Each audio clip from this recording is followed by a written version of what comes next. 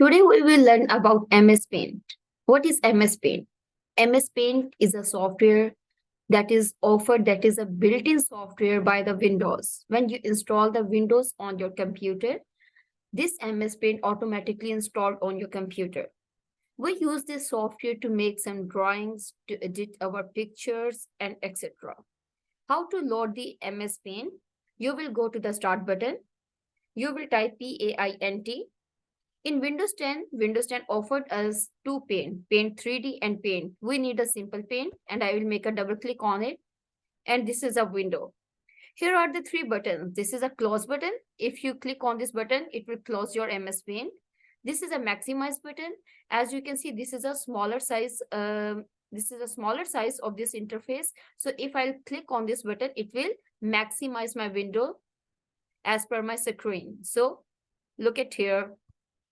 The moment I clicked here, it increased the size of my window. And this is a minimize button. The moment I click on this minimize button, it will not close my MS Paint window, but it will hide it on my taskbar. Look at here.